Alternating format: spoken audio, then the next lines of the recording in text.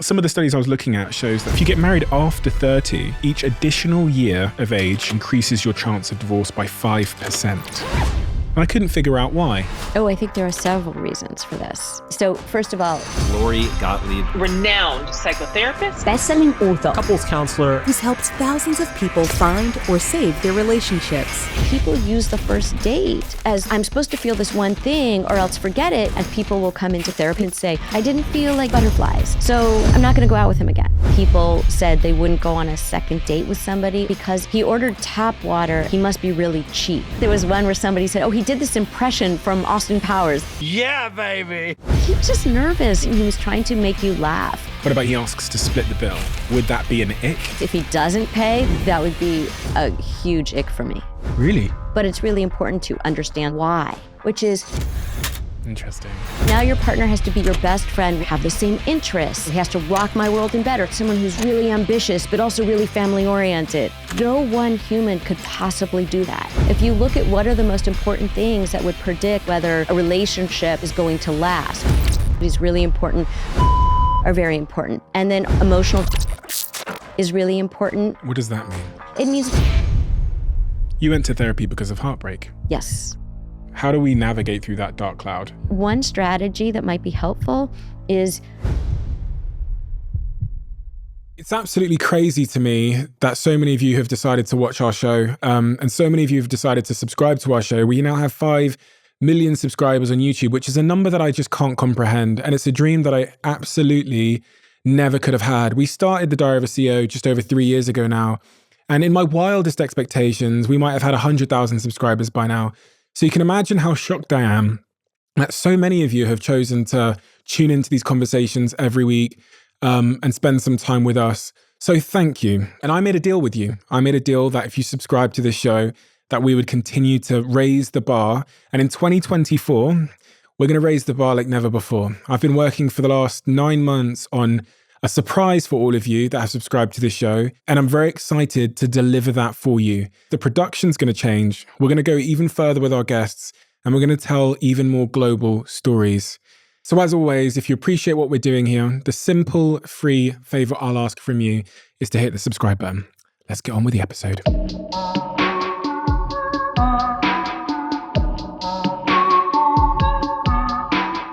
Lori, if you had to summarize what it is you have done for people over the last couple of decades, how would you summarize that? I would say that I help people to learn what gets in their way from living the life that they want to live. And what departments of their life do you tend to focus on? All of them. They're all so important. But I think it's really about people's relationships. And I mean relationship to self.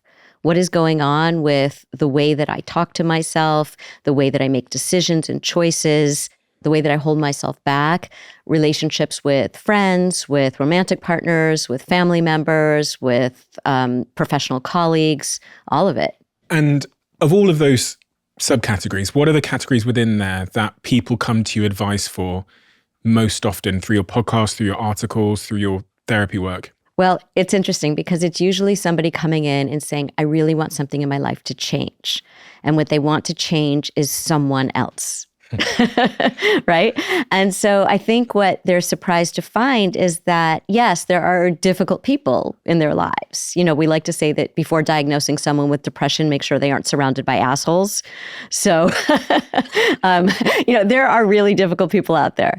But the question is, where's your agency? What are the choices that you're making? Are you setting boundaries with these people?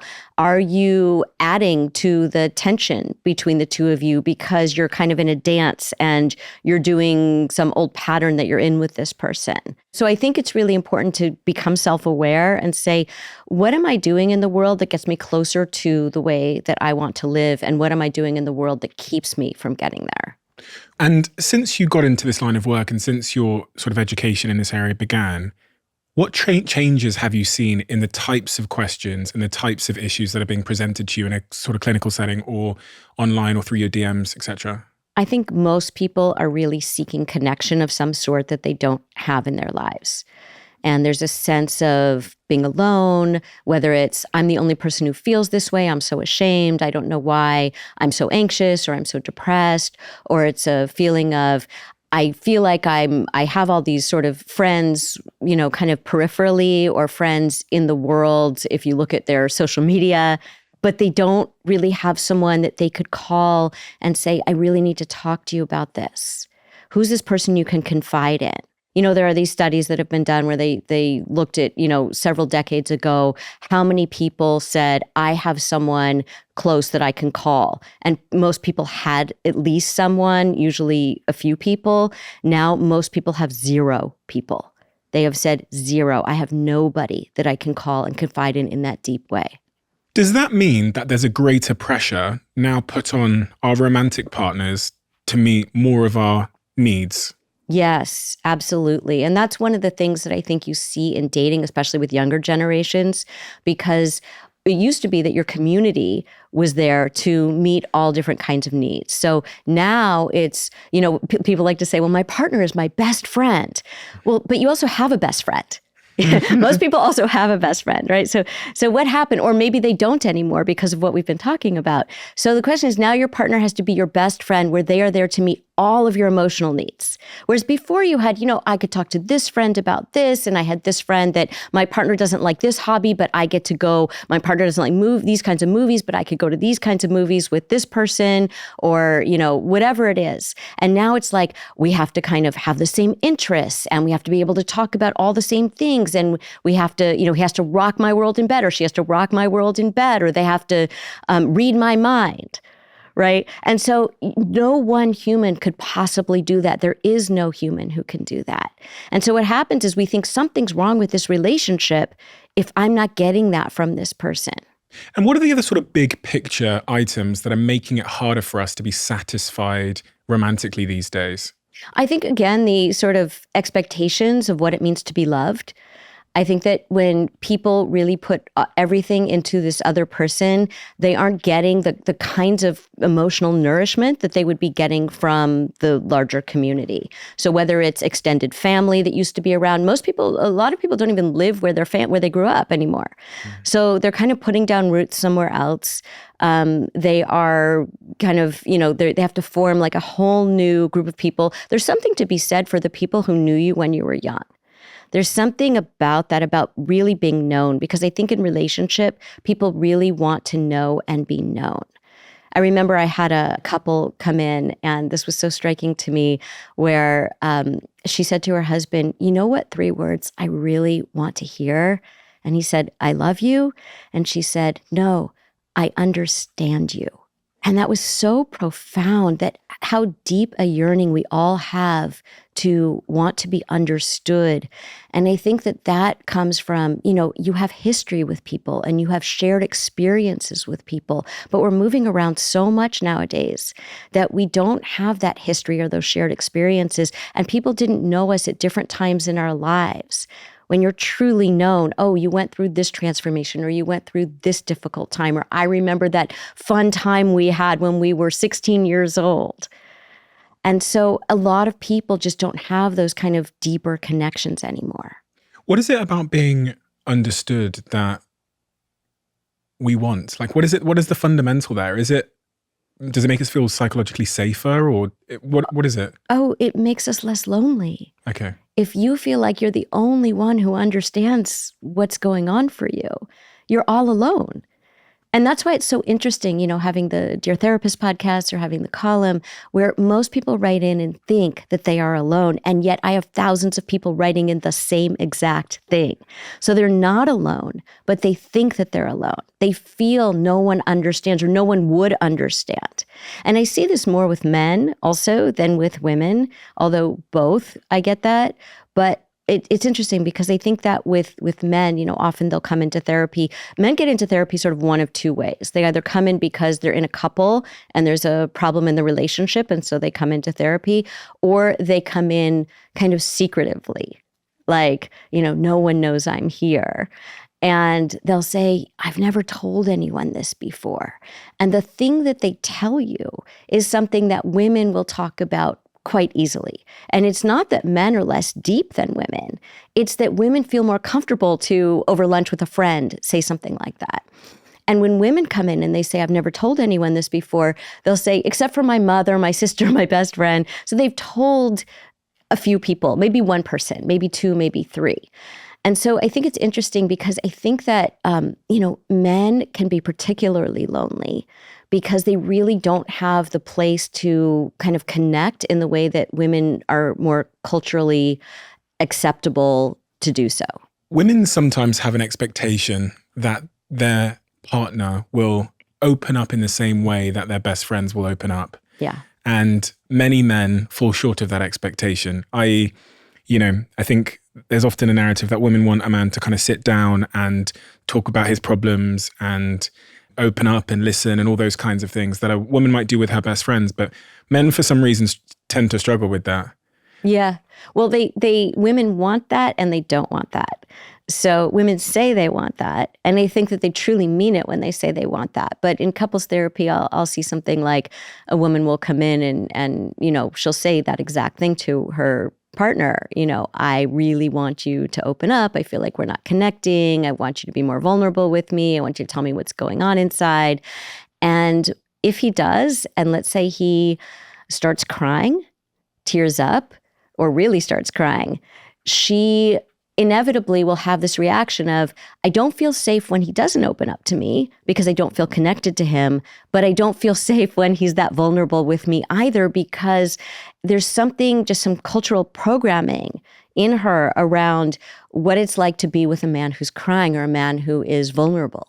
And so I think that's really problematic. And I think that makes it, kind of harder for men to feel like, well, I have a safe space to open up. Like it takes a lot for a man to really feel like, oh, this is something that I want to share. Whereas I think women just feel a lot more free to do that with their partners. I saw a video yesterday that I'm actually going to play to you because I saved it ahead of this conversation. It caused a lot of discussion online on Twitter. Okay. So this is the video, okay? Yeah. Just wants somebody who's so obsessed with the Bible and so obsessed with Jesus and who understands and like you said, like who can teach us things. Yeah. Like I want my dude to speak in tongues and have tattoos. I just want a good man. Like a nice classic man. I want somebody who will literally protect me and beat someone's butt if they need to, but also will sit there with compassion and just like a good-hearted man. That's what a true man is. There has to be that dichotomy. It's the same thing with feminine women too. There's always a dichotomy. There's a softness and a strength. And for men, being masculine is being able to beat someone's butt, maybe not physically, but like being a protector and like doing what he needs to do to protect his family. But then also being soft enough to like be able to tend to his wife's feelings and like to be okay. That's hilarious. But that's people would say, well, I'm not like that. But yet when you actually talk to people about when they're dating and you're talking to them about what's going on and why they're not going out on another date with somebody or, why they won't even go on a first date with somebody, those are the kinds of things, that's an exaggerated version of the kinds of things that you will hear. Which is what kind of things? Like they're not 6'4", they're not strong and soft at the same time. Yeah. It's, they have to be this and this. These two, they want someone who's, I want someone who's really, really ambitious, but also really family oriented. I want someone, right? These kinds of things that are hard to find both of those in equal measure in the same person. Someone who's extremely ambitious is probably going to spend a lot of time at work. I want someone, so I'm 5'2", and it would be, someone like me saying, and he has to be over 6 feet. Really? Just all of these kinds of things. So in my book, Marry Him, I wrote a whole book about this because I was looking at how do we date today? And what are the expectations that we have? And, the publisher called it Marry Him, the case for settling for Mr. Good Enough. It's not about settling at all. It's actually about having higher standards, not lower standards, but having higher standards about the things that actually matter. So I looked at all of the data and I talked to behavioral economists and sociologists and historians. And I talked to, therapists who specialize in divorce, who specialize in couples therapy. And it was really interesting to hear to see like how expectations have changed over time. And then also to see what it is that actually matters to have a happy, fulfilling, long-lasting relationship, and how when we're dating, we're not even looking at those qualities. And so, for example, the character qualities. If you look at what are the most important things that would predict whether a relationship is going to last, what qualities do you want in a partner? Flexibility is really important. What does that mean? So flexibility, meaning you're not a really rigid person. People who are really rigid, it has to be this way. I need it this way. I expect this of you, right? You know, on social media, we might call that boundaries right now. And boundaries are really important. Don't get me wrong. Healthy boundaries are very important. But rigidity is when you say that, well, I'm just very boundaried, but you're actually really rigid. So we have to have flexibility. We have to have room for the person to also be them, and that you are a separate person from the person that you're with. And oftentimes it's hard for people to see that because they're so focused on what I need without thinking about what does this relationship need and what does the other person need too. Emotional generosity is really important, that you give someone the benefit of the doubt, that you're not bringing your old wounds into the relationship and projecting them onto your partner.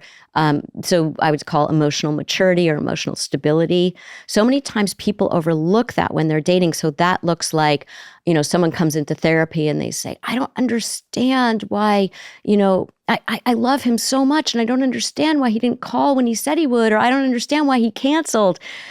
And I will say, what do you love exactly? Is this how you want your life to go, to always be on edge, to always wonder, to be with someone who's unreliable, who doesn't do what they say they were going to do?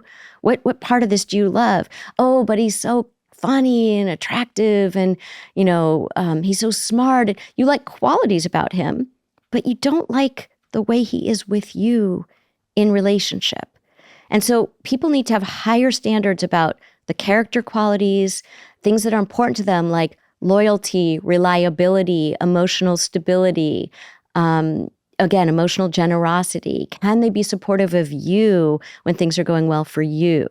On that point of expectations and how expectations are evolving, I found some stats. I think some of them are very much inspired by your first book, Marry Him. One of them is that 80% of women want to date a man over 6 foot tall when only 15% of men are over 6 foot tall. Yes, that's in the book. I found some other studies. An eHarmony study found that 40% of single people have deal breakers that are associated with physical appearance, and 50% of singles expect their partner to be their best friend, soulmate, and to fulfill all of their emotional needs. That was a study done by Match.com. And then the other ones that I found quite interesting were, you talk about in the book how this sort of generational shift in expectations and where that's come from. But in like my granddad's generation, or even my dad's generation, I would assume they wouldn't have had the same set of impossible expectations. I would assume. Is that what you found in your research? I think everybody wants to feel that really deep connection with their partner. And so I think that the way that society has improved is that we are not just marrying for sort of practicality, but we are also marrying because we genuinely enjoy being with this person and want to go through life with this person. But I think what we're losing a little bit is, do our values align? Like the practical part matters. So I think the pendulum swung in the other direction, went from almost pretty much all practical to now it's all like, is this person my soulmate and do they move me? And I think you have to have both. I'm really attracted to this person's essence. And what I mean by essence is most people will say, this is, I don't know where the study came from, but I remember reading this study, that most people will say that the person that they chose to spend their lives with is not the most attractive person they ever dated. And I think that a lot of people say, well, I wouldn't want my partner to think that, but you're more attractive to your partner holistically. That's why they chose you. That's why you chose them. That's why you're together. So it's not just about, is this the person who was the most, the hottest person you've ever dated? And so I think we really have to think about holistically, who do we want to be with? And that's what kind of trips us up, because the practical side matters. Do you have similar ideas about the kind of life you want to live? Do you have similar ideas about how, if you want to have kids or if you don't want to have kids, and how many you might want to have, where you want to live, what kinds of things you want to do in your lives, what matters to you, who you are in the world, political beliefs. Often people say, well, that doesn't matter as much. I think when you have very different views, not necessarily about like what political party you're with, but more about how you see the world. If you see the world very, very differently, that can cause a lot of problems in the relationship later on, not because you're fighting about the world, but because those differences will show up in the way you treat each other. I hear you saying all of that, and I have to say I agree, and I think everyone would really agree because it makes perfect sense. But in reality, I was thinking about if I turn to some of my friends that are really struggling with dating right now, and I said all of that to them, I don't think any of it would work because they are so hardwired to be in search of this like perfect person. Mm-hmm. You know, when I speak to some of my friends who are single and they're over 35, they've really like never been in a relationship before. The things that they say as reasons for why they're not giving this person a chance are so unbelievably petty. Like, I have one friend and she knows who she is. She's a very good friend of mine. She's been a good friend of mine for more than a decade. Shout out to your friend. Yeah. But I was on her profile once and she told me that the reason she wasn't going to give this guy a chance on this dating app was because in the back of the picture that his display picture, he had boxes on top of his cupboard. Mm. And she was like, oh God, he puts boxes on top of his cupboard. Like, so that's why she didn't give him a chance. So here's the thing. What happens is people look at dating profiles and they're going through the apps. And I think, men and women tend to do this a little bit differently. Men are like, am I attracted to this person? Swipe, which also doesn't necessarily work out for them. Like, they're not really looking for who do I want to be with. And women do the opposite. They look at it they'll look at all the pictures, they'll read everything that the person wrote as if, do I want to marry this person potentially or not? As opposed to, do I want to spend 45 minutes having coffee with this person? Mm-hmm. That's really different. And also on a first date, it's the same mentality where a lot of people think, oh, like people will come in to therapy or even friends will say, I went on this date. I had a good time. It was fun. I don't know. I didn't feel chemistry. I didn't feel like butterflies. I didn't feel that what I feel like I should feel. So I'm not going to go out with him again. And I'll say, well, why don't you just go spend, another hour with this person and get to know this person and see if something develops. No. Right. And so, but it's like, you had a good time. You did think they said, I did think he was attractive, but I didn't feel chemistry. So it's interesting because there's a study in Marry Him where it was a longitudinal study and it followed people from the time that they met their partner, like that first date, all the way through. They checked in with them every 5 years for, I think, 20 years. And what happened was they found that the people who were very happy together had kind of revisionist history about what it was like on their first date. So people who were really happily married said, oh yeah, I knew immediately, I felt immediate chemistry with this person, I knew this person was the one. But if you go back to what they reported at the time, often they reported at the time, yeah, nice person, not sure. Okay, so but they've changed the story. They really truly believe that they felt something different, but we have data saying, no, you didn't. On the other hand, if people did not last, if people are divorced, that kind of thing, they will say, oh, I was never attracted to the person, or I knew there were red flags in the beginning. But that's not what they reported at the time. At the time, they reported, wow, this person's amazing. So it's really interesting that people use the first date as like, I'm supposed to feel this one thing or else forget it, when people who are very, very happy together, totally in love, totally attracted to each other, often didn't feel those sparks on the first 1, 2, 3 dates. Maybe they were even friends for a while. But people don't give each other the chance to get to know the other person or to let the other person get to know you. And I think that because the apps give this illusion of so many people are juggling multiple people at a time. So someone will go on a date with someone and then they'll say, yeah, that was fine. Maybe it was like a 7. So, nah. And then they're like, I have another date tomorrow. Or they're leaving the date and they're walking to their car and they're swiping on the apps already. because they have the illusion that there's so many people out there. But if you just keep juggling people, you're never going to get to know anybody and to know if that person is someone that you want to be with. So what would you say to a serial dater then? You'd say to go on the second date even if the person is a 7? Or is there, because I know people that have go on hundreds of dates a year. Yeah. And I think statistically they must have met someone that they would have been happy with by now. Yeah, maybe. It depends if they're making good choices about who they go on dates with. So some people will just go on dates to go on dates. Other people, if they're being really, if they're saying, hey, this person seems like someone I would want to be with, and that's who they choose to go on a first date with, then yes. But I would say the question you ask yourself at the end of a first date is, did I have a good time? The answer is yes. I would go on a second date. It doesn't have to be I had a life-changing, transformative, Cupid's arrow shot me. No, just, did I have a good time with this person? Yeah, go on a second date, see what happens the second time. Who has higher expectations typically, men or women? And who is most likely or most willing to adjust their expectations? I think it really depends on the person. And I think that the expectations are higher in different areas. I think for men, the expectations are very high around physical appearance. And I think for the younger generation, especially because they're growing up on all of these thirst traps that are posted on social media, and they're seeing all of these girls just posting, all of these really provocative pictures that have been filtered, that have been, it took them 30 shots to get that one shot that they put up. And so when they see people in real life and what they really are like on a day-to-day basis, they have these very unrealistic expectations. And I think that's different from in the past when you saw many more people in real life than you do now, where you're seeing more people online most of the time. And I think for women, the expectations are, I think it's confused with feminism. So feminism is great. I'm a feminist. But I think that feminism is not this person has to meet all of these criteria that are not really human.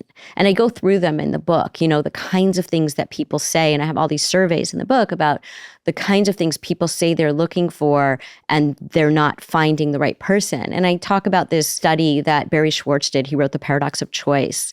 And he looked at the difference between maximizers and satisficers. And this applies to dating as much as anything else.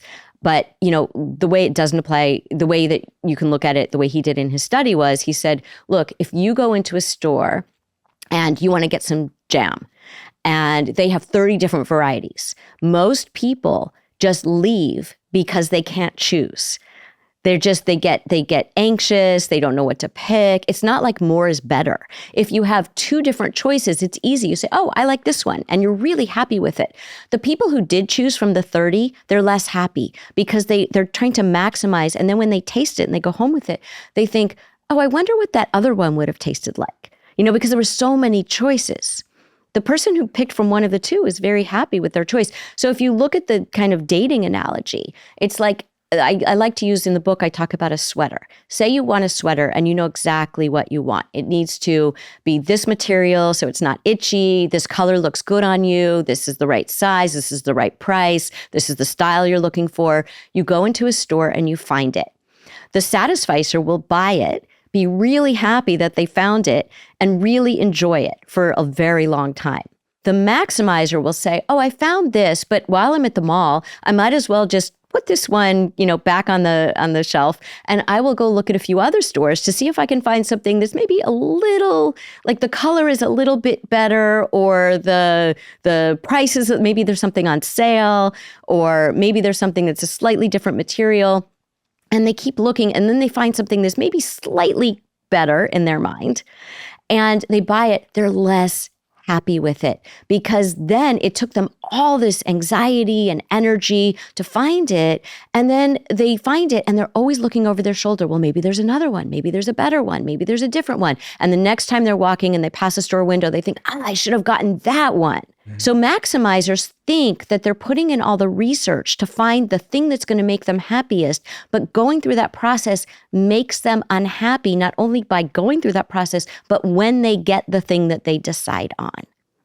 So with dating, we want to be satisficers, which means we have very high standards. It's not like, oh, I'm satisfied, that's enough. It's like you're satisfied because your standards are very high, but you're not always looking over your shoulder to wonder what you're missing out on. You're not always in this state of FOMO. Do you see a gender difference between satisficers and maximizers at all? Again, it depends on the person. It really does. I mean, I think that when you look at the surveys in Marry Him, women do tend to be maximizers more than men. But I think that men do have very high standards. But I think that men are also like, after they get over the, oh, I need to be with a supermodel, and then they come back down to earth and they say, oh, I need to be with someone that I'm really attracted to, which is a different thing. They're much more holistic. Like, they ask the right questions. Who do I enjoy being with? And I think for women, there's so many different things there. You know, in Marry Him, I talk about the things that people said they wouldn't go on a second date with somebody over. And it was like, he ordered tap water instead of sparkling water. He must be really cheap. You know, these assumptions that people make, like when they came by and said, which kind of water do you want? And maybe he's just accommodating. Maybe he just said, tap water's fine. Or, you know, he wore those kinds of shoes with that kind of belt. He doesn't have any fashion sense. There was one where somebody said, oh, he did this impression from Austin Powers, this movie. He did this impression and it was really embarrassing. And I was so cringy. It was like, he was just nervous. He was on a first date and he was trying to make you laugh. Why don't you go on a second date? And if he does something cringy on the second date, okay, then you know. But a lot of times on a first date, people are just really nervous. So they did one thing, but the rest of the date was great. Go on another date with them. Do you think it's really that? Like in the case of the Austin Powers impression or whatever it was, is that really the truth? Was it really that? Or is there something else going on in their psychology where they've got commitment issues or, you know, because I just think surely it can't be that. Yeah. I think you're right. I think when you really get down to it, you see that, you know, there are reasons that people will find something wrong with a partner if they are avoidant of intimacy. So you do see that. But also I write about in Maybe You Should Talk to Someone, one of the patients that I write about is this young woman who I call Charlotte in the book. And Charlotte is somebody who is in her 20s. She's attractive and professionally successful and, you know, like a lovely person, but she keeps going after men who replicate her childhood. And she's not alone in that. Most of us, if we haven't really worked through whatever it was that we didn't get growing up or that we got too much of or not enough of, what happens is we end up seeking out the familiar. We end up, our subconscious has radar for people who are like the person that hurt us in childhood because it's our experience of love. Even if it wasn't a positive experience, it's the only experience that we have had of love. And so the imprint that we have is, oh, that's love. So what happened for Charlotte was she would meet somebody and he would seem very different from her parents. Her mother was very depressed. Her father was very kind of either very present for her or then abandoning her. And he also drank too much and had alcohol issues. So she would find somebody, she would think, oh, this person's so different from either of my parents. Then she'd get to know him and realize, oh, wow, he drinks a lot too. Didn't realize that. Except her subconscious did. Like she somehow had radar for that person. Or this person yells a lot too. Or this person is really inconsistent with me. They're either love bombing me or they're disappearing. And I never know where I stand with them. That was her experience of her father. So once she really kind of processed what happened with her family, she started going out with different kinds of people, meaning she started being attracted to different kinds of people. In that transition period, she was like, oh, I'm going out with this person, but he seems really good for me, but I'm not really attracted to him. That was because she was still attracted to sort of the father and the mother, the different qualities, the victim-y mom and the unavailable mom, and then the dad who was kind of inconsistent with his availability and also his temper and his drinking. So it's interesting to see that she would date people just like that without realizing it at first that she was choosing them. So I think that one thing that therapy can really do for people is to help you see, why is it that you're having trouble meeting someone? Why is it that you're having trouble once you're in relationship with someone, if you get that far, maintaining that relationship or finding someone who's good for you? If you sat down with someone who had repeatedly made the choice to date and have one-night stands with people that were clearly going to hurt them or were clearly not going to call them back the next day, but they had this pattern of continually going for people that were clearly either not interested in them or saw them as like a one-night stand transaction. What would your assumption be about that individual's backstory? I hate to make assumptions, but I would say in general, what I would probably find would be that this person is terrified of intimacy. This person doesn't feel that anybody will love them. They feel unlovable. They feel like nobody would want to be in a relationship with them. So it's, you can't fire me, I quit, right?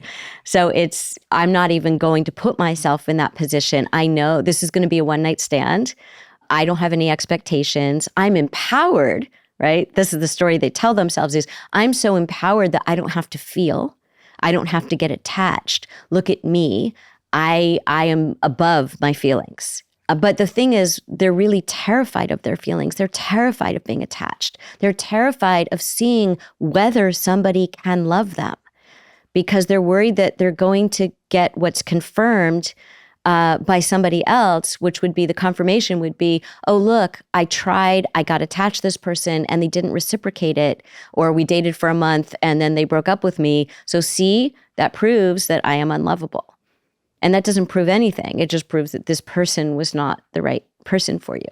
Where would you start with trying to help somebody that was in that situation? I would go straight to the question of lovability. I would go straight to the question of, what would it be like to feel your feelings and how terrifying is that for you? To feel attached to someone, how scary is that?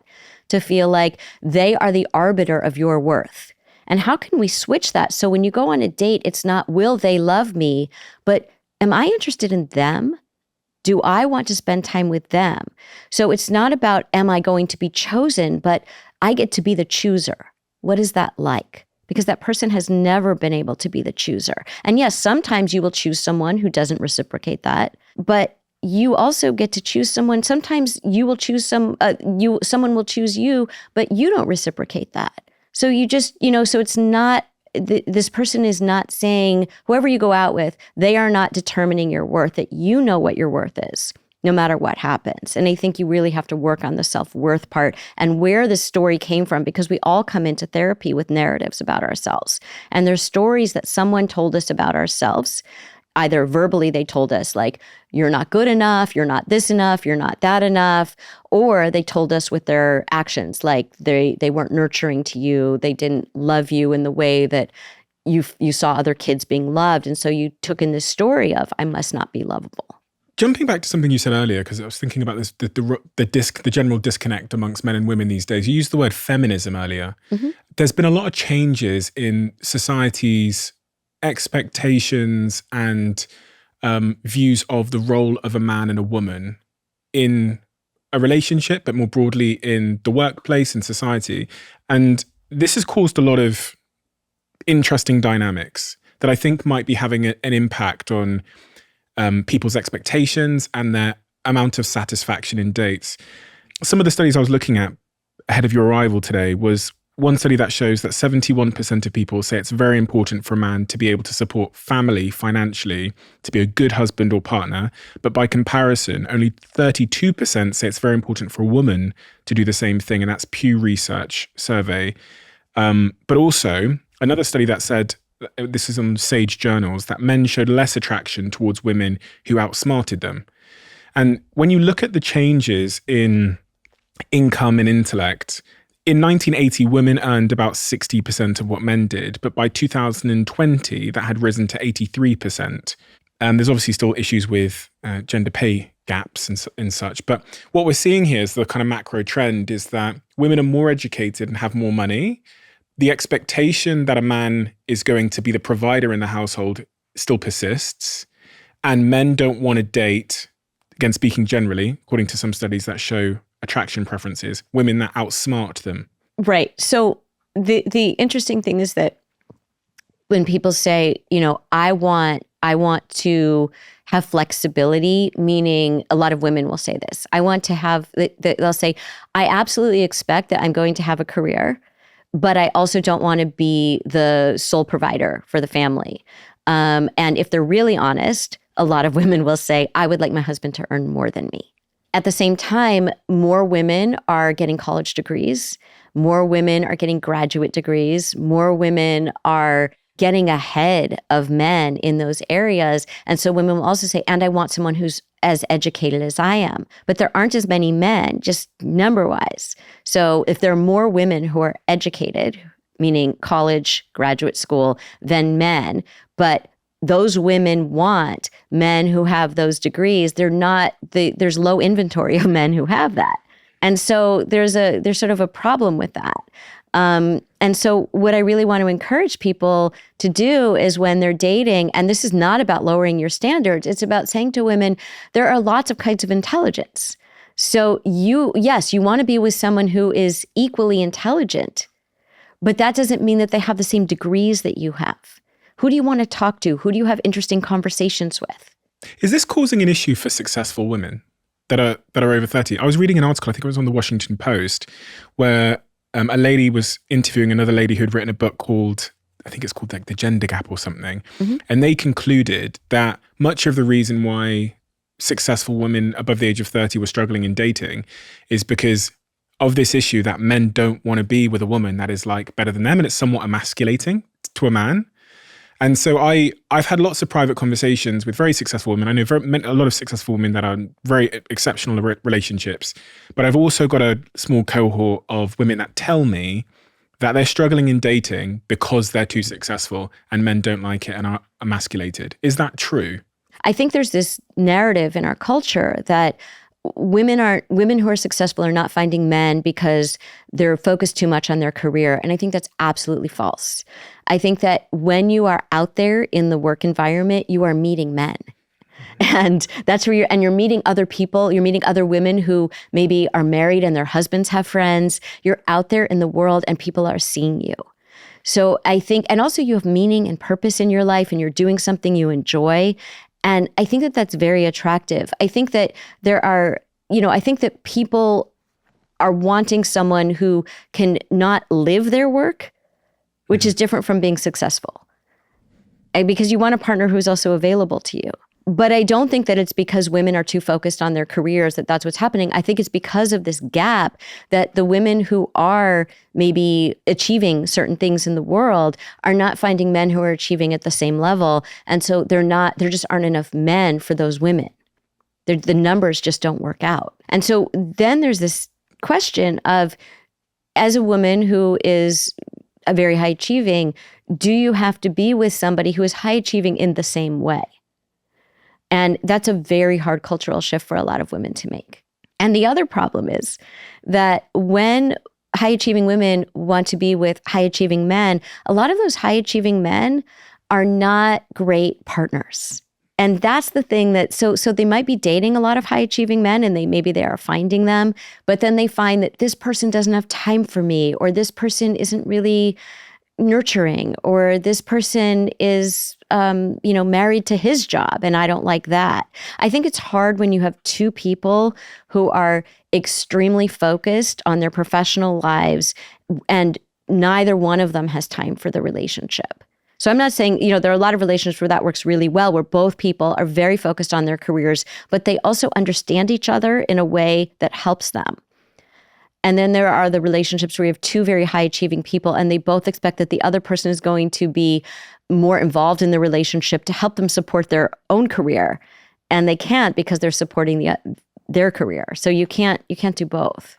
Yeah, just with this stat in mind, that 71% of people say it's very important for a man to be able to support a family financially, to be a good husband or partner. Mm-hmm. If we get to a point, which is kind of the trajectory we're on, where women and men are earning the same. Women already have more sort of college degrees than men by about, I think it's roughly about 10% at the moment, mm-hmm. roughly.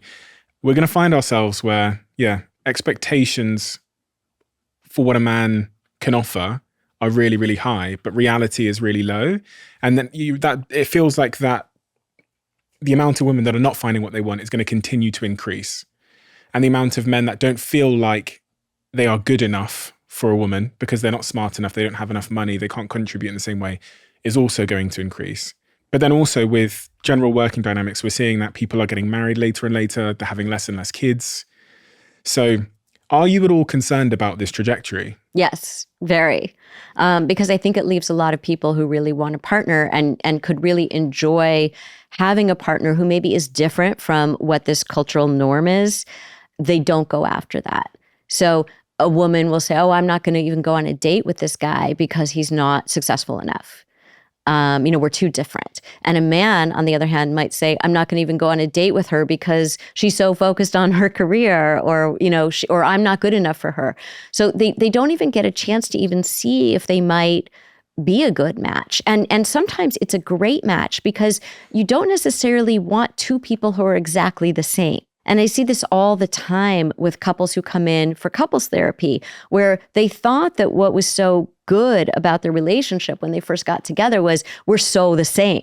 And then they find that, wait a minute, but there's no one here to be more of the nurturer, or there's no one here to spend more time with the household, or there's no one here to do more of kind of the logistical things in the house because we're both doing exactly the same job. I was going to say, isn't that sort of central to the equality narrative that you should share the responsibilities? Right. So equality doesn't mean that you have exactly the same responsibilities. It means that you feel that there's not a power dynamic. So equality means one person doesn't have more power than the other person. But that doesn't mean that, I do laundry 2.5 days of the week or 3.5 days of the week, and you do laundry 3.5 days of the week. Maybe someone only does their responsibility is the laundry. That doesn't mean that there's a power dynamic. It means the other person, maybe they're always doing the dishes or whatever it is. It doesn't have to be split up in this way. So I think that when people think about having an egalitarian marriage, we're talking about that there's not a power differential, but you still get to choose. Like a woman might say,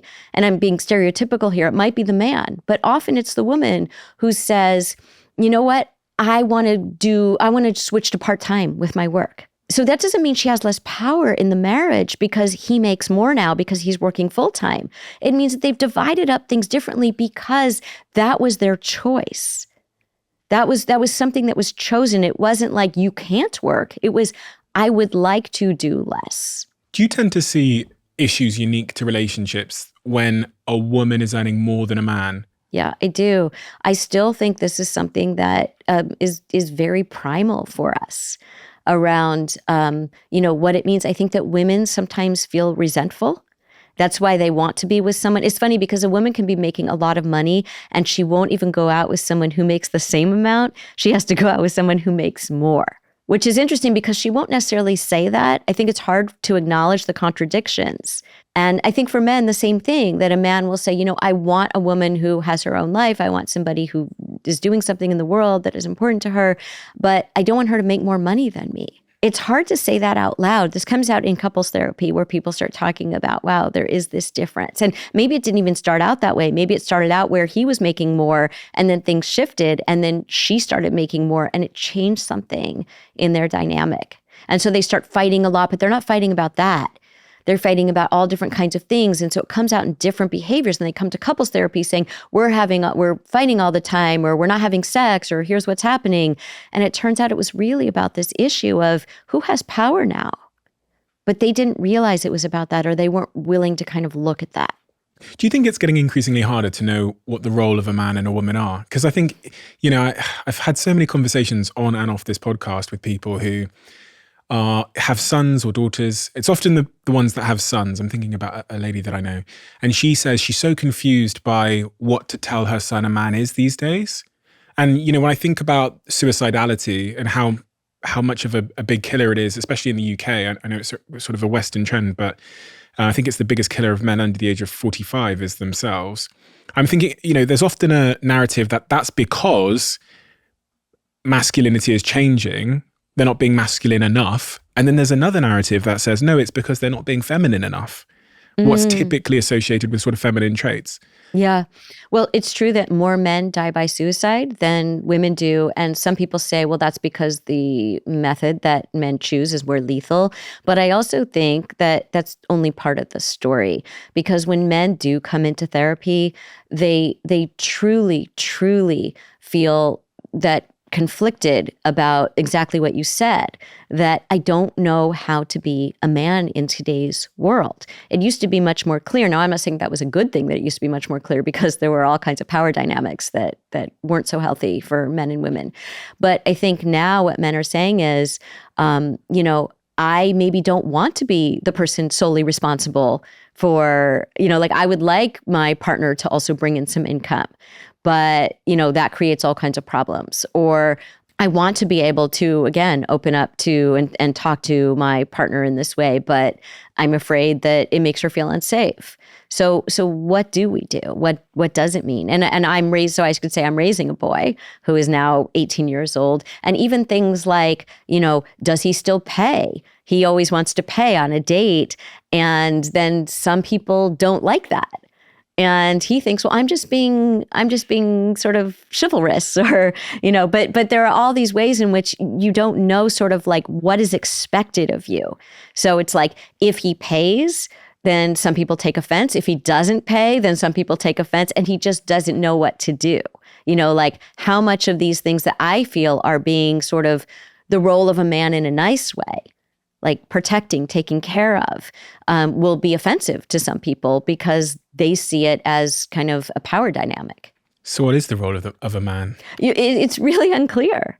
I mean, that's the thing. And I think that it really needs to be discussed. And that's where I think there's hope, is that when people can actually say, hey, I'd really like to pay on this date. And, if she says, well, I don't feel comfortable with that, I think a question is, okay, that's fine. We can split it, but let's talk about why. And to be able to talk about, what does this mean that I pay? What does that mean to you?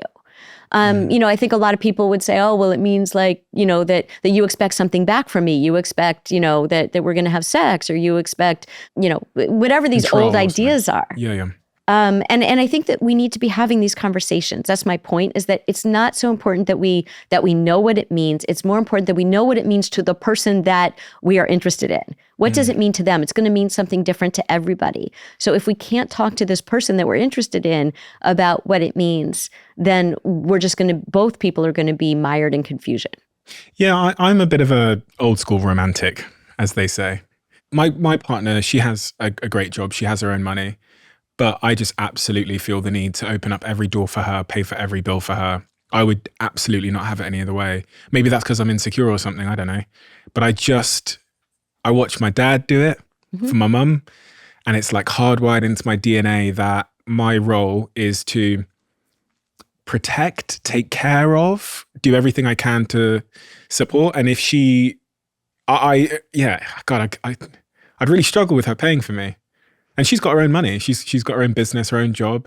But have you talked about it, or it just worked out that way? She never said, can I pay this once, or can I? Yeah. She pays. It's like a bit of a competition. She'll like sneak off to the bathroom and pay and stuff. But generally, I think I've always wanted to do that on dates. And I think, if you sat people down and asked them the question, you go on a first date with a guy and he asks to split the bill, or he doesn't immediately pay, would that be an ick for you? Would that turn you off them? That would be a huge ick for me. Yes. Yeah. So even for you, it would be? Yes. If you went on a first date with a guy and he didn't pay? Yes. Would you? Absolutely. Why? It's hard to articulate because, and this is what people, will say, all women will say of all ages. I think for my age, we grew up with that was the expectation. I think for younger generations, maybe it's not the expectation, but I think a lot of people still like it or want it. Mm-hmm. There's something about it that says, I really valued our time together. I care. I'm interested. Mm-hmm. It's a way of signaling interest. But I think even if the person isn't interested and you're never going to see each other again, it's just a nice gesture. Mm-hmm. But I don't have any rational way of explaining why. And if I were to get rational about it, I would talk myself out of it. Yes. I think that's a very honest answer. And then the counter sort of rebuttal to that means, okay, so if men are expected to pay, then we're going to need more money. Yes. And it gets very expensive to date. Yeah. Really It does. I expensive. mean, people will say, "Oh, you can go on a hike. It doesn't cost anything. You can do a picnic. You can, watch a movie. There are all kinds of things you can do." But the reality is, it's kind of like I remember that old Chris Rock joke. In the first 3 months of a relationship, you're not you. You're the ambassador of you. So you want to impress somebody. You're trying to show interest in somebody. But I do think there's that really primal need for safety that is gender-based, that we don't like to talk about or acknowledge, but that I think women really, if somebody doesn't pay on a first date, if a guy doesn't pay on a first date, I think a lot of women don't feel safe. That's what it comes down to. It's a tricky world, and it's getting increasingly trickier, it feels, It feels like an insult almost that the person doesn't pay. Not many people. Some people would, but no one would really publicly say that, though, because it's like not socially acceptable to say that you expect them to say. But in private conversations, of course, everyone I know is that if they went on a date with a man, so in a heterosexual relationship, and the man either asked to split the bill or suggested that you might pay, this person's not going to get a second date. Of course not. No. Unless it was the woman who said, "Oh no, let me split that with you." But if it was his decision, and he said, "Oh, let's split this," or he put it in the middle. No. I in therapy, the young woman came to me recently and she said she went out with this guy and they went to a cafe and they got coffees. And he asked her to split it, coffee. And she said, and she was having so much fun on the date until the bill came. And she was shocked. And she thought, okay, well, it was very personal to her. At first she thought, he must really, really have had a horrible time with me to want to not pay for my $5 coffee. And then he asked her out again. And she said to me, "I don't understand this at all." So he was interested in me and he didn't pay for my coffee. And she did not go out with him again. So these are the kinds of signals that it very much is emblematic of something. Who pays on that first date? Do you agree with that decision that she made? 100%. And I mean, I didn't say that as her therapist. It's really about understanding it for her. But I do agree with that decision. And I think it's because there's something like a half note off about a person who doesn't even see that it's a $5 coffee and you're interested in this person. And she wasn't making any moves to pay. She was just sitting there for a very long time. And she said, this is the way she told the story, was that the person came around and a couple times and said, "Are you ready?" And the guy said, "Oh no, we're not ready yet." And then at a certain point he said to her, "Oh, do you want to put your credit card down?" Right? To her. And so she just said, "I could never go out with somebody like that," even though they had a really good time before that. So if we zoom back out then, so are you saying that is a telltale sign of a broader character issue that this individual has? Because earlier you said that we really should be focusing on like character traits. Is that a red flag of some kind of other character trait? I think that when things are hard in the beginning, that's not a good sign. So I think that when there's like a big disconnect in the beginning, that you should pay attention to that. So a big disconnect is not the example I gave earlier of, he said yes to the tap water. That's different from he didn't pay for my coffee. That's different. The tap water might be, oh, I don't know. Is he cheap? I don't know. Let's see. Let me get to know him better. This is about generosity. They're different things. And so, I feel like relationships, I always say to people when they overlook things in the beginning, I think there are two camps on this. There's the people who think everything is a red flag. That's not, like the tap water, not a red flag. But there are people who don't pay enough attention to the red flags in the beginning. So they say, yes, this person, they kind of disappeared for a couple days and I didn't like that. And, or they're late all the time, or, whatever it is. That doesn't necessarily mean it's a deal breaker, but it's kind of a flag that you want to discuss early on. So what happens is if you don't discuss it is a person will say, after they're in a relationship and they've been dating for several months and they're moving along, and the person says, "I can't stand it when you're late every time." And he says, "Why is this a problem? I've always been late. Why is this a problem now?" right? So if you bring it up early before the cement dries, so, I always say relationships are like cement, that there's room for things to move in the beginning before things kind of really get hard and difficult to change. But once the cement dries, it's much harder to change those habits or those interactions or the dance that you're doing with the other person. So if you don't like something in the beginning, you might want to bring it up to see how much wiggle room is there here. Can this person be more aware of being on time? Because I don't like sitting there for half an hour every time we make plans. We're getting married a lot less, and we're getting married Later, yeah. So there was a stat that I found that said, for the first time ever, but people over the age of 30 haven't been married in higher numbers than ever before. So yeah, marriage is getting later and later in people's lives. But I also found this really interesting graph, which I printed out, which shows that there seems to be an optimal time to get married. Yes, I was just going to mention that there's a window. So I'll put it up on the screen for anyone that's looking, and I'll put it in the description below. But it essentially shows that if you get married after 30, you're more likely to get divorced than if you got married between 25 and 30. Right, so there's a sweet spot. So if you get married too young, you're more likely to get divorced. Meaning if you get married sort of under 20, I think it's 22 or 23, but if you get married over, I think it's 28, you have more likelihood of getting divorced. So the study which I have in front of me by the Institute for Family Studies says there is an optimum age to get married if you want to statistically avoid a chance of divorce. And it seems to be around ages 25 to 30-ish. Someone who marries at 25 is over 50% less likely to get divorced than someone who weds at age 20. Before the age of 32 or so, each additional year of age at marriage reduces the odds of divorce by 11%. However, after 32 years old, every year increases your chance of divorce by 5%. And I couldn't figure out why. Oh, I think there are several reasons for this. So first of all, I think it's sort of obvious about marrying too young, that you don't necessarily have the skills, you aren't really established in your own life, and you don't necessarily have the maturity to do what you need to do to be in that kind of relationship for the long term. You also don't really know who you are yet.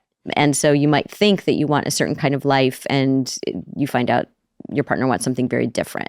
But once you get into your mid-20s and even sort of later 20s, it's an optimal time because you have a better sense of who you are, you know more of what you want, and you can grow together as a couple. And I think that's really important. You're going to have more shared experiences. You're going to know more of each other's families. Your parents are probably still alive on each side. You're going to get to know each other's siblings if you have siblings. You're going to be more integrated into each other's lives. As you get older, first of all, you're more sort of set in your ways. We talked about rigidity earlier. You're more rigid. You have different expectations. I think when you're younger, you're more flexible in terms of just being more open-minded. We get less open-minded generally as we get older around relationship, around the things that we expect.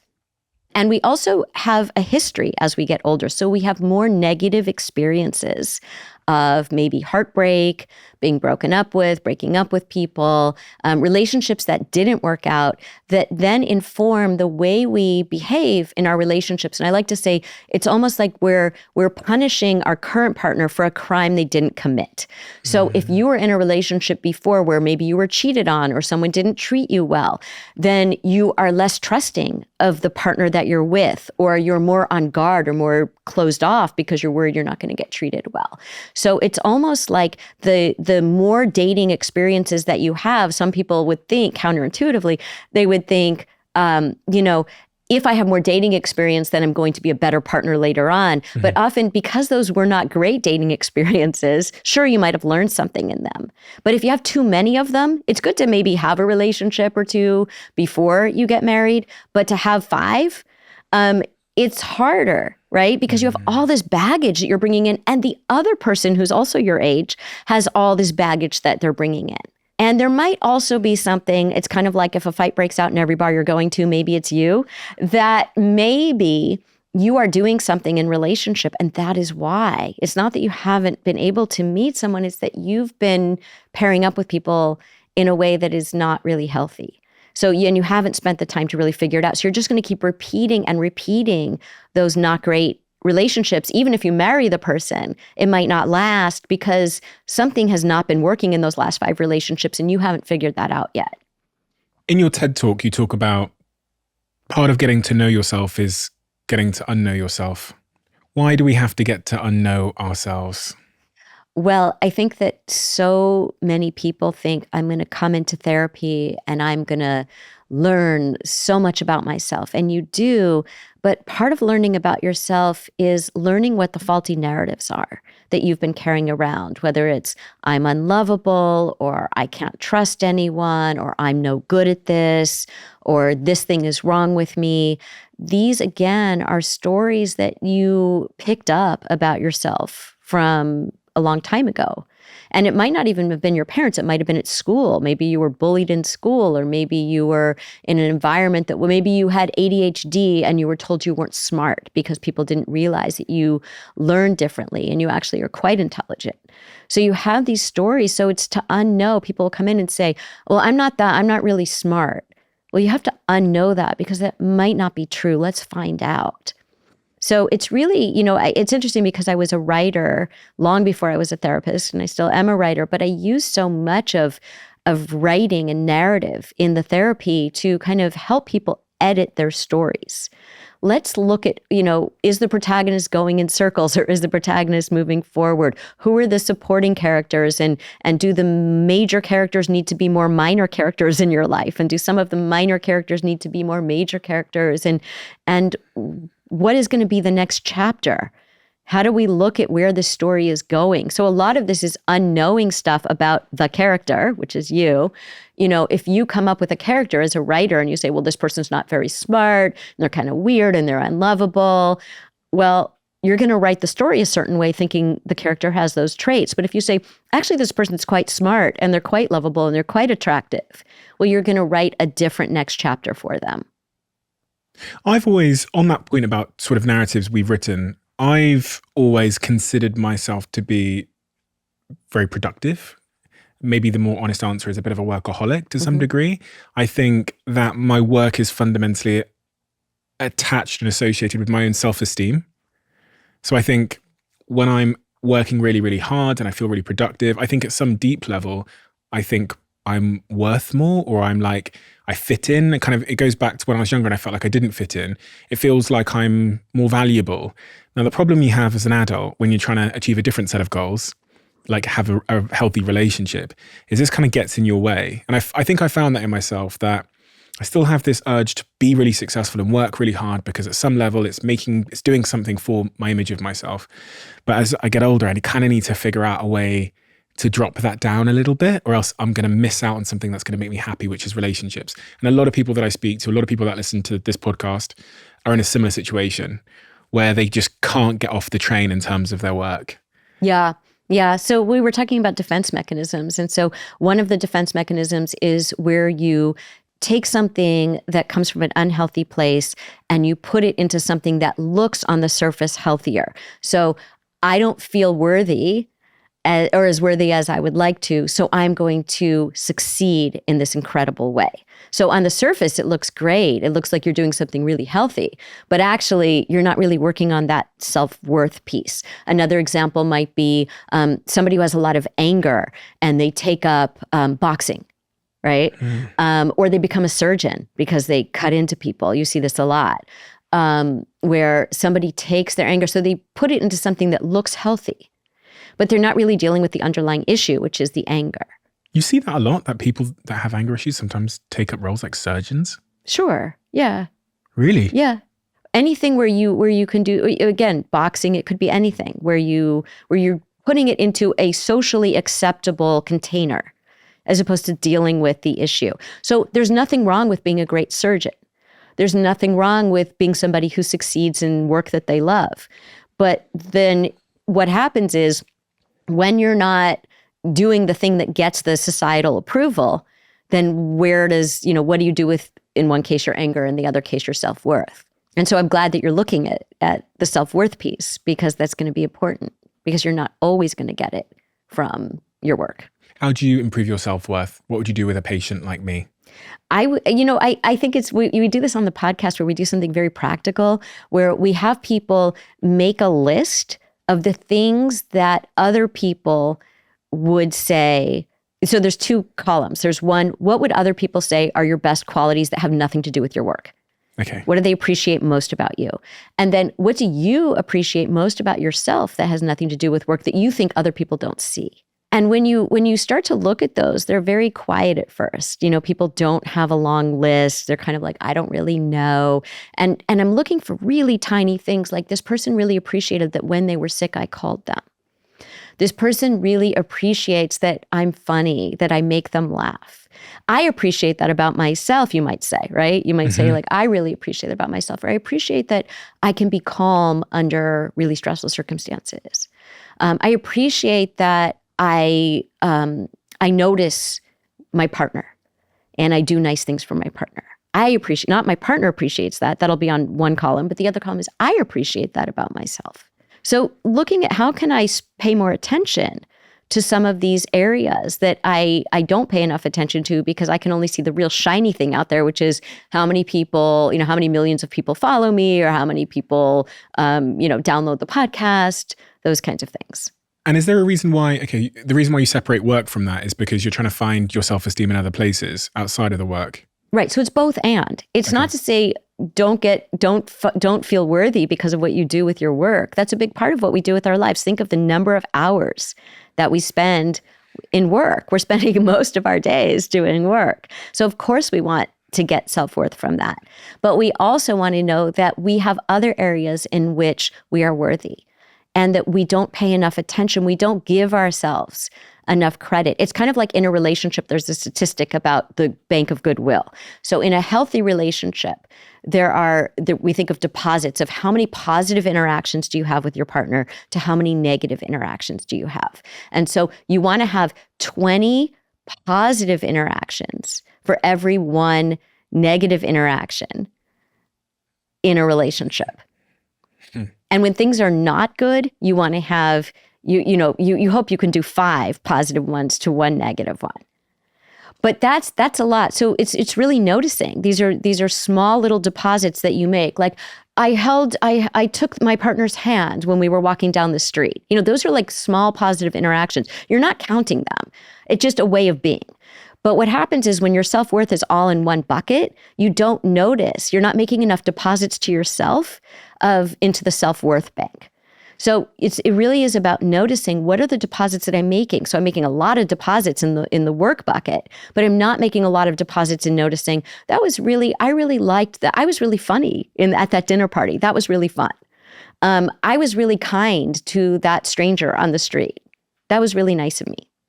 Do you think that some people are scared to go to therapy because they think if they are to heal from something, whatever that means, it will rob them of something that they value? If I go to therapy and I work through my childhood trauma, then maybe I won't be as ambitious or successful or driven, etc. I think the fear is I will have to change.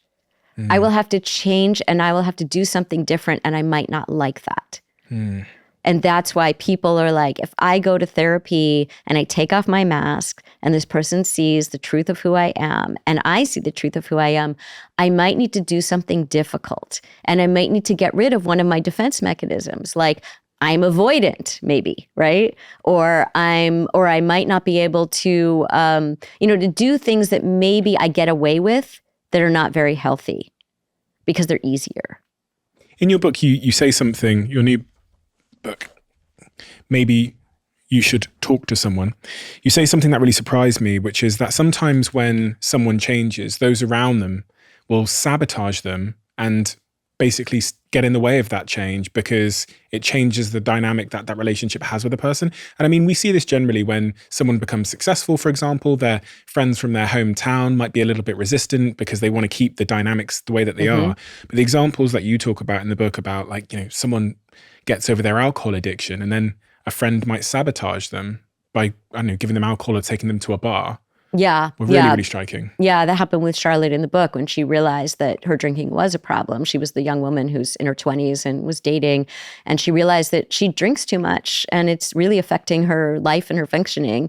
And so she decided that she was going to do something about that. And then when she was having a birthday party and her friend said, "Oh, let's do it at this bar." And she said, "No, I'd rather do it at this other place because I don't want to be in that environment."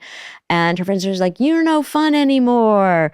And you don't come out with us anymore." But the real issue is that she was holding up a mirror without realizing it to her friends because they were saying, "Oh, maybe we aren't drinking in a healthy way." And they didn't want to look at that. So if they could get her to go back to the old way, we see this in couples a lot. When one person decides they're going to get healthy in a certain way, like I'm going to start exercising, and the person starts exercising, and the other person doesn't exercise at all, and they're really unhealthy. And that person says, "Why do you get up early and go to the gym? You're no fun anymore. You know, you're obsessed with exercise," when they're not. They're just going to the gym in a normal way. And really, they're feeling threatened. They're like, this is changing the dynamic between us because we used to be both unfit. And now my partner's looking really healthy and hot. And now it's really clear that I'm not really healthy and I don't look as good as I could look. And maybe I'm going to have to do this. And they don't really want to. They're resistant to doing that. And the partner's not asking them to go to the gym. They're saying, "I'm going to the gym. You do what you want."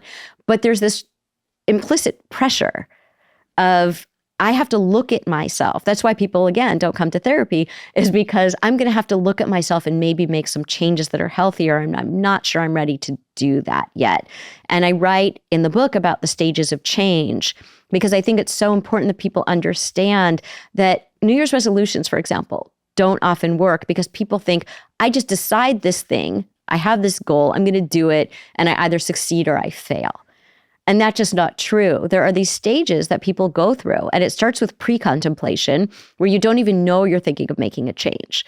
And that's usually like if your partner starts exercising, you didn't realize that maybe in the back of your mind that was something you had been thinking about but weren't ready to deal with. Contemplation is you're thinking about making a change, but you're not ready to do it yet. That's usually when people come to therapy. They're thinking about it, but they're not really ready. Preparation is when you start to get ready. You're preparing. You're maybe getting a gym membership, or you're taking an anger management class, or whatever you're doing.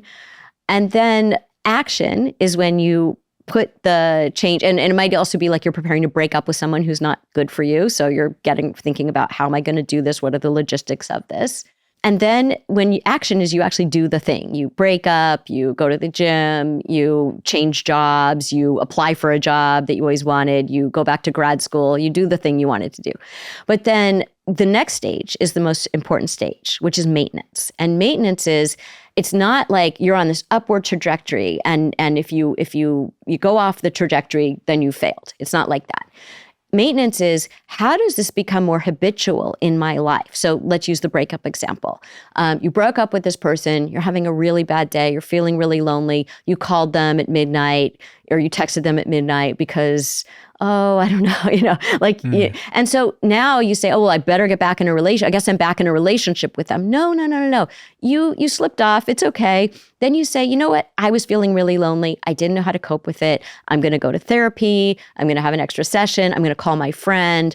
I'm going to watch a TV show that I like. I'm going to read a book that I like. It will feel different in the morning. Next time, that's what I'm going to do.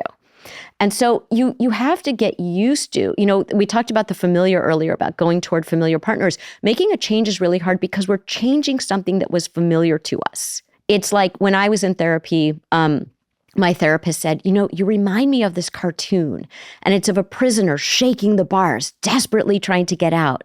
But on the right and the left, it's open, no bars. So that's us, where we think, I would like to make a change, but I'm really afraid of going outside. I'm more comfortable being in jail in this miserable situation than knowing that I have freedom, but I have to change. I'm going to have to take responsibility for my life if I walk around those bars. And so I think with change, it's really about, how do I give myself self-compassion when I have trouble making the change and help myself get back on track, and what kind of support do I need? People think if I beat myself up, if I self-flagellate, if I tell myself I'm awful and I'm a failure, I'm going to get back on track because that's going to help me. No, it's not going to help you. In the short term, it might help you a little bit, but what's really going to help you is to have self-compassion, because that actually gives you more accountability. You're more able to say to yourself, okay, let me think about what I can do differently. It's kind of like if your kid comes home from school and says, I did really badly, I failed this test. Are you going to scream at them? Is that going to help them do better on the next test? Or are you going to say, let's sit down and figure this out. What do you think happened here? And your kid might say, I didn't really understand it and I didn't get help. Or your kid might really be honest and say, I didn't study enough.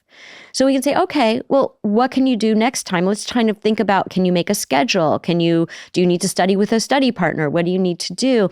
That's what helps people make long-term change. Is that the wise compassion that you spoke about versus the sort of idiot compassion, which you talk about as well?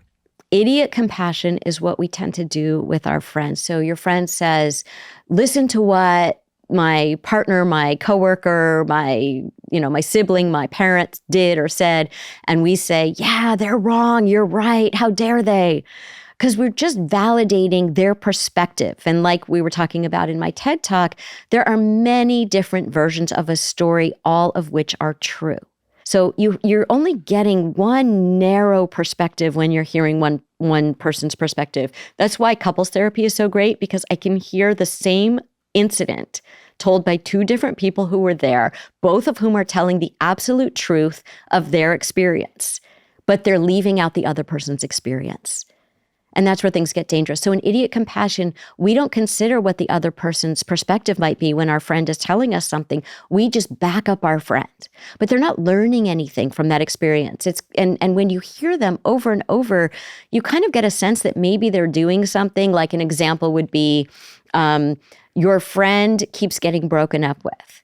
And we can say, yes, these men are jerks. They're terrible.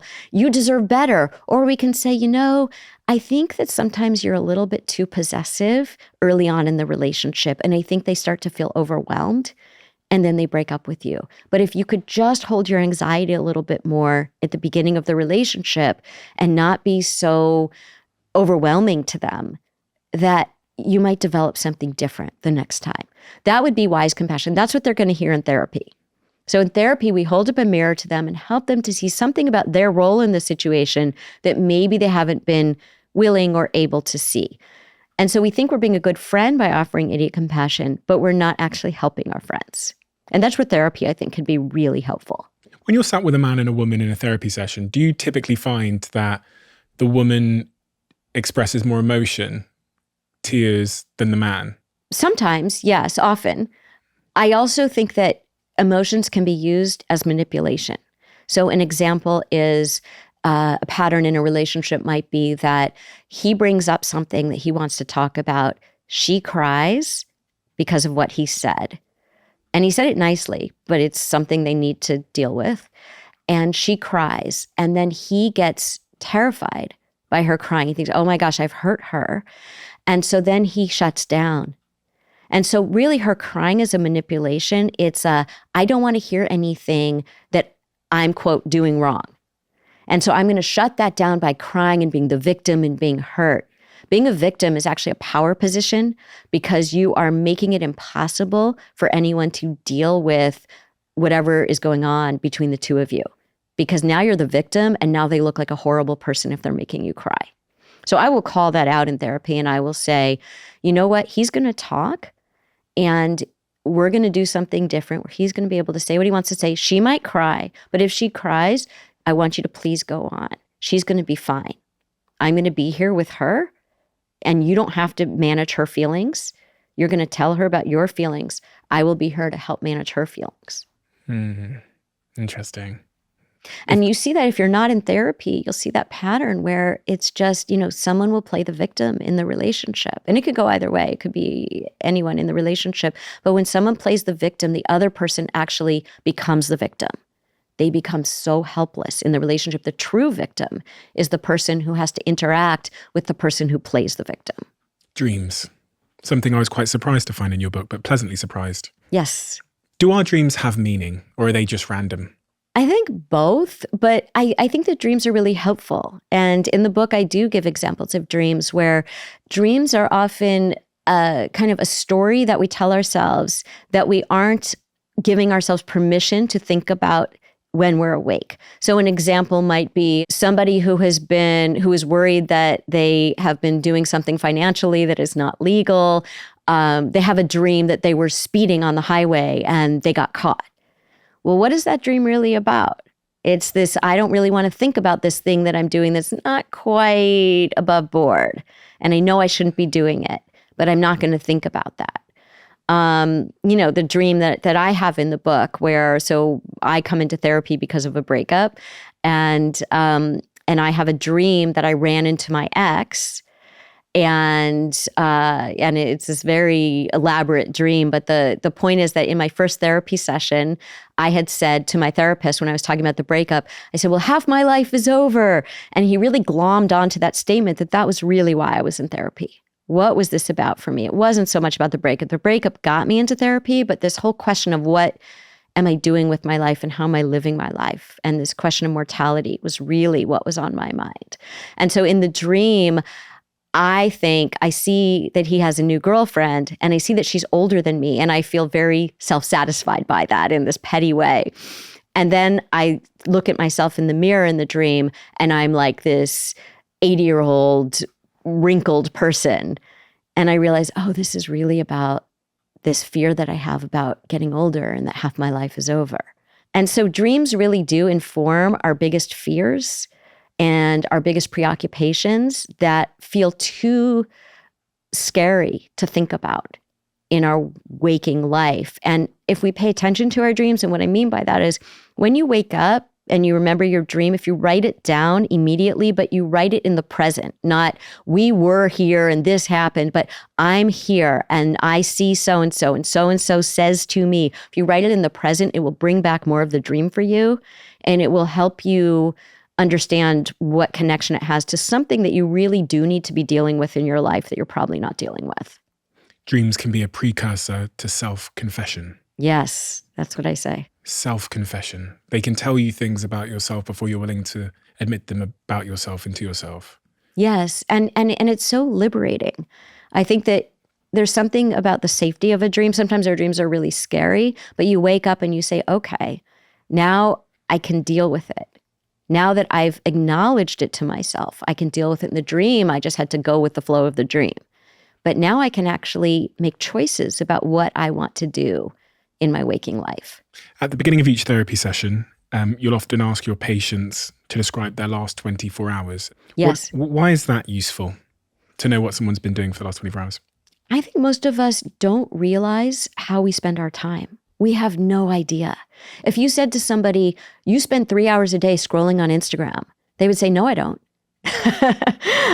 We don't realize. And I think that at the end of the day, most of us want to live our lives with intention. And what I mean by that is I think that knowing that life has a 100% mortality rate, that all of us has a limited time here, we're living on borrowed time, that's not to freak people out. It's to make people say, how are you actually spending this borrowed time that you have here? Because one day you might look back and wonder why. And I always say that regret can lead us in one of two directions. It can be a way of self-flagellating and living in the past, or it can be an engine for change. And I really think regret is the most powerful engine for change. I regret that I lived my life this way. So if we don't realize how we are living our lives, we don't have that engine for change. In that chapter 24, you say the opposite of depression isn't happiness, but vitality. Yeah, that's Andrew Solomon that I'm quoting there. And I thought that really struck me when he said that in his own book and his own TED Talk, because I think that people think about, well, I'm either happy or I'm sad. and I think you can't be happy all the time. There's no such thing. You would never know any other emotion if that's all you were feeling. So I think that vitality is what people are looking for in life. What is vitality? It's a sense of aliveness. Okay. And this is why people have affairs, by the way. Often when you ask people, why did you cheat when you love your partner? I didn't feel vitality in my life. I felt the sense of aliveness and awakeness when I was with this other person. And it had not much to do with the other person. And it really didn't have much to do with your partner. It had to do with you didn't feel vitality in your own life. And instead of looking at yourself and saying, what can I do to create vitality in my life? I blamed it on my marriage. I blamed it on my partner. I said I was going to find it with this other person. And what they find is, yeah, that works for a little while, but not very long. Does menopause play a role in this? In terms of, I heard a stat from someone that was on the podcast previously where they said postmenopausal women, but also women going through menopause, will often divorce their partner because they have a lot of sort of psychological doubts about themselves, and maybe their expectations. I think someone said to me that their expectations go up, so they end up divorcing their partner because they're clearer on what they want now. But I was just wondering what role menopause will play in someone's marriage and their expectations, their view of themselves, their chance of maybe getting a divorce. And if you see anything in therapy associated with this. I think what menopause does is it goes back to this idea of I don't have forever here.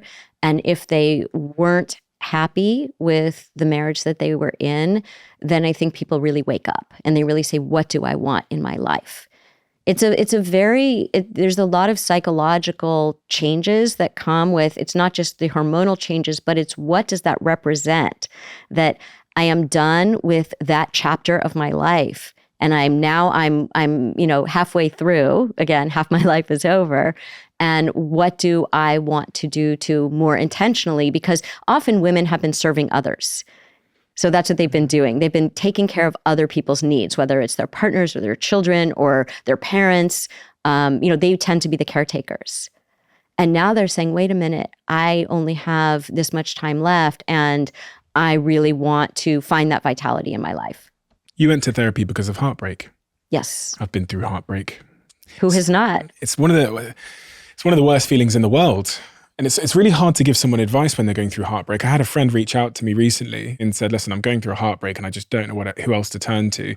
It's this big dark cloud that hangs over everything I do, think and say that just won't go away. What have you come to learn about heartbreak from your own experience, but also from your patients? How do we navigate through that dark cloud? I think what people don't understand about heartbreak is the grief. And so this is why I talk about it so much, and maybe you should talk to someone, because it's not just that you lost the present with that person. It's that you lost the future that you had created in your mind. So you're losing the dailiness. There's something really profound about the person you tell all the minutia of your day. The person you know so much about each other, and you know each other's habits and quirks. This, again, being understood, being truly known. That's such a delicious feeling, being truly known. And so this person knows like what kind of pizza you like, or this quirky habit you have, or what TV shows you watch, or that thing that you do with your eyes when you're excited. They know all those little, seemingly trivial details that are so important about being known. And they know your history, and they know about your family, and they know who your friends are, and you've had shared experiences with this person. So you have all that history together. Even, by the way, if it was only 6 months, you have a lot together, or a year. And so in that time, you started to imagine, oh, and then this is going to happen next year. And then in 5 years, this will happen, or we're going to grow old together. Whatever you imagine will happen. And you become attached to their friends, and they attach to your friends. And then you lose the dailiness of being known. You lose the bigger circle that you had, and you lose the companionship. You lose the physical connection. You lose all of that, but you also lose this idea of what was to come. And so every day you're living in this future that is radically different from that day as it would have been if you were in that relationship. So it's very hard. People think, well, it's been this long. How come you're not over this person? It's kind of like the same thing when, someone has a breakup instead of a divorce.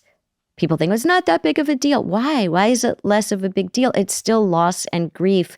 Or, it's like if someone loses a child, everyone surrounds them. There are all these rituals for how do we help people through that kind of loss. Someone has a miscarriage. People are like, well, you can still get pregnant again. At least you got pregnant, or the things. There's a chapter in the book called What Not to Say to a Dying Person, because one of the patients that I work with in the book is somebody who's a young person in her 30s who is newly married and then gets a cancer diagnosis. And people say the most well-meaning but ridiculous things to her. And so I think the same thing happens in heartbreak, where people try to minimize it. They try to cheer you up.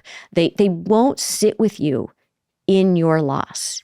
And that's what you really need, is someone to sit with you in your loss and to acknowledge how profound the loss is. And people don't do that. They either don't see how profound it is, or they do, but they feel like, well, we don't want the person to wallow in it, or if I bring it up, they're going to be worse. No, what they need to be seen, and actually that's going to make them better, and it's going to make them heal faster. What impact did it have on you? The way people reacted, or The heartbreak? The heartbreak. I think for me, it was a big wake-up call, again, around this idea of half my life is over, and what do I want in my life? And why was I willing to overlook certain things in my relationship that were clearly there, but that I didn't want to see? And how did you go about recovering? Is that the right word? Moving forward. How did you go about moving forward? That's the whole narrative of the book. I went to therapy, and it's really about what I learned about myself in therapy that helped me heal and helped me move forward. I was thinking about the advice that I could give to my friend and how I could have been a better support act, because my natural disposition is to try and fix. And from what you've said, that's not necessarily the best approach to take. Because my natural inclination is to go, tell them the future will be better, share my experience of my heartbreak. And those are all good, because as a therapist, I want to hold hope for when somebody's really, really dealing with a difficult situation, whether it's a breakup or something else. I want to hold hope that they can't access. They can't access any hope at that point. So I'm going to hold the hope for them. But I'm not going to try to cheer them up. I'm just going to be the container for that hope, so that they know that someone else is holding that hope. So you did two things really well. One was that you shared your experience so that this person knows this happens. This person isn't alone in this. Because I think when you go through a heartbreak, intellectually, other people have gone through it, but you feel like yours is so much worse than anybody else's. And so to know that you went through it too, and here's what helped you. And it also took time, and it sucked, and all of those things.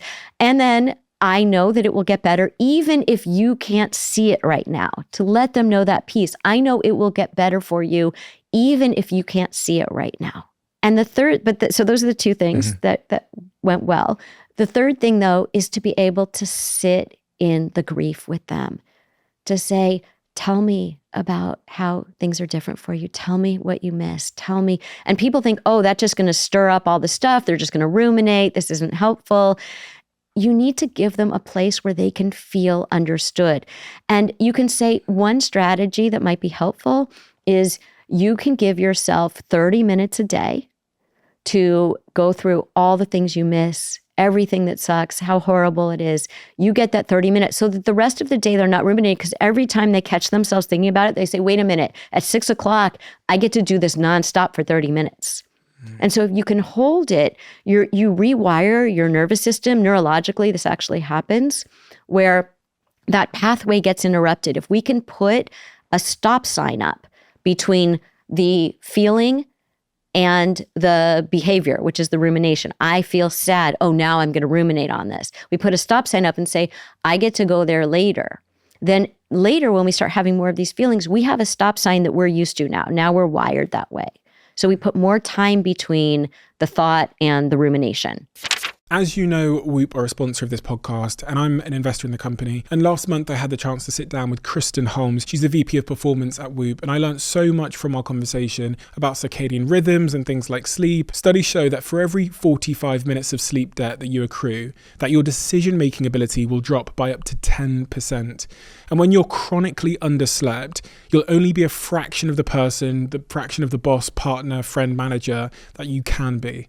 That's why I'm obsessed with Whoop.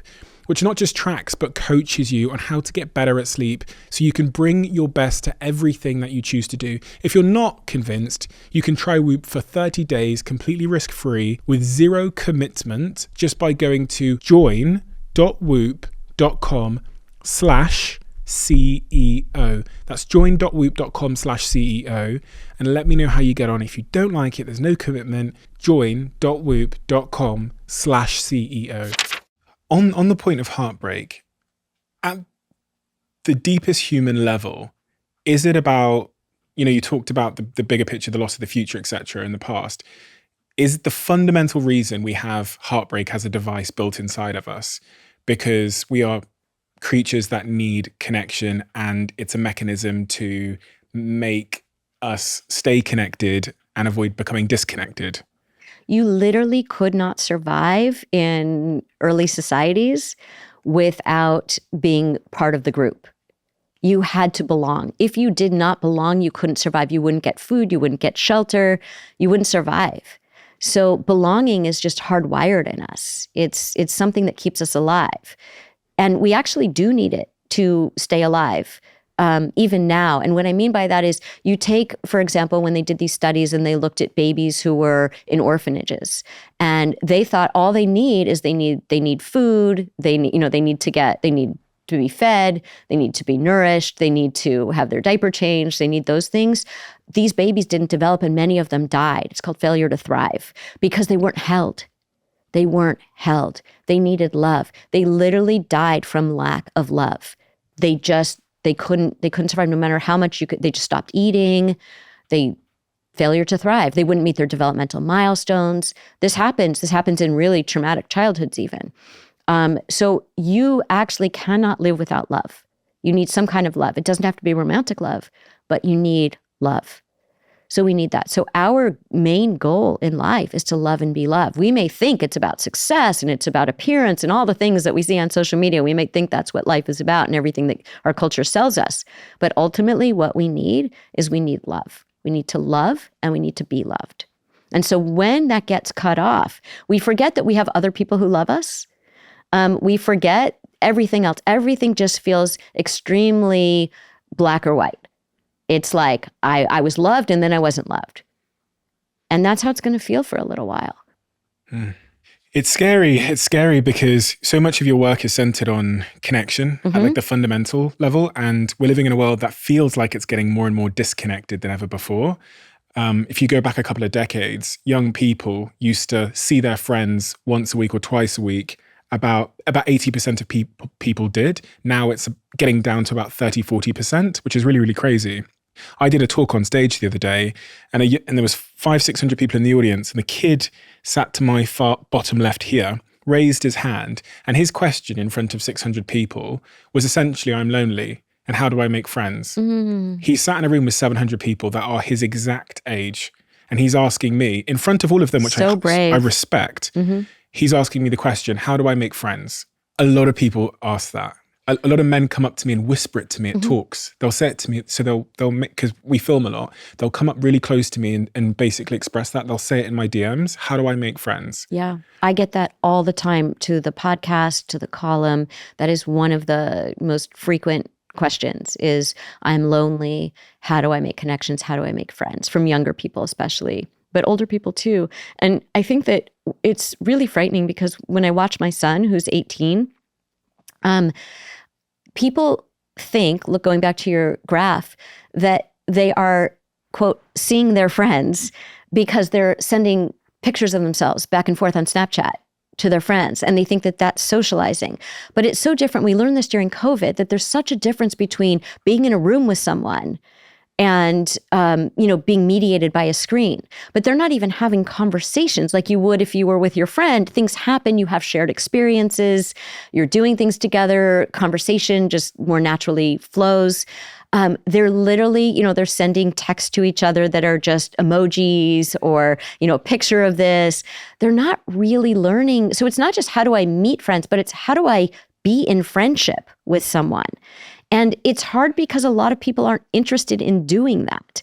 Like if you said at that age, let's hang out, sometimes people will, but really more people are just on their phones 24/7 and they think they're super social, but they're not. It's like the difference between vulnerability online and true vulnerability. So a lot of people, in fact, I was just on Instagram and I saw somebody saying, I'm going to be so vulnerable. I see this all the time. I'm going to be so vulnerable with all of you and share this thing. And all their followers say, you know, that was so brave and lots of heart emojis and all of that. That's not vulnerability.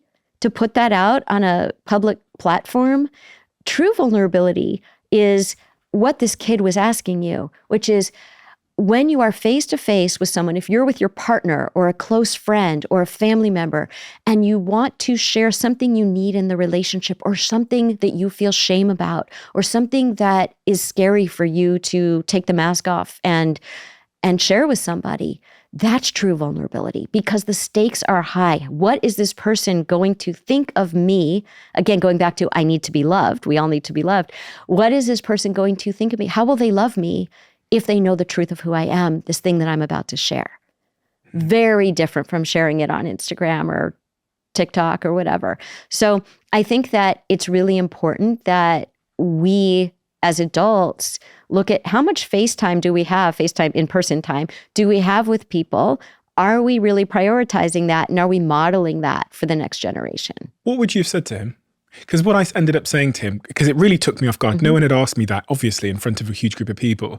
I said to him, what you've just done, do more of that. And what I meant by that is he had been so vulnerable and open, and I've come to learn that vulnerability in and of itself is a magnet, not a repellent that we think it is. So I said, do more of that. But I thought maybe that's not the best possible answer I could have given him. I love that answer. That's a great answer. I also might have said, I want everybody in this room to turn to the person on your right and introduce yourself to them and ask them about one thing that they want you to know about them, because that's how you're going to start making friends. We don't do that anymore. But we can. You see, there's simple things. It's not like, people say, it feels so overwhelming. How do I make friends? And they think they're going to have to learn all these tactics and techniques when really it's just about be curious. Ask someone about themselves. And the people who are receptive to that, they might become your friends. People who aren't, I'm not really interested in them. Doesn't really matter. Laurie, we have a closing tradition on this podcast where the last guest leaves a question for the next guest, not knowing who they're going to be leaving it for. Oh, this is a fantastic question. If you had 60 days left on Earth, what would be the first and last thing that you'd do? Hug my son. No question. It's simple for me. There are so many things that I would like to do, but I think that if you read, maybe you should talk to someone, you'll see that what I did was I made sure that I'm already doing the things that I want to do now instead of putting them off for later. So there's nothing that I would be doing in these 60 days that would be drastically different from what I'm doing now. And I think that that's where I'm trying to get people in therapy, is to live the life that you want to be living now, so that you don't, when you get these questions about if you only had 60 days left, you're not like, I would do things entirely differently. Why? What are you waiting for? We shouldn't have to wait. Laurie, thank you so much. Thank you for writing a book. There's this quote on the front of the book, which I think perfectly encapsulates how many people will feel if they get this book, which is, rarely has a book challenged me to see myself in an entirely new light, and was at the same time laugh out loud funny and utterly absorbing. It's a quote by Katie Couric on the front of the book. And the remarkable thing about all of your work is that it's both so incredibly accessible, but it's so clearly built on real world experiences that I think so many people can relate to. And you really tend to focus on the fundamentals of a problem, not the things that just appear on the surface. And an ability to get to the fundamental of the problem, I think, is a really magical thing to be able to do. And I just wish there was, I wish you could be everyone's therapist, but I think the book can be, if you can't be, because you only have a certain amount of time in the day. It's really, really remarkable, the mission that you're on and how many people you're serving by your column, by your podcast, by the books that you've written, and everything that you continue to do. Thank you so much. My pleasure. Thank you. Let's talk about Zoe.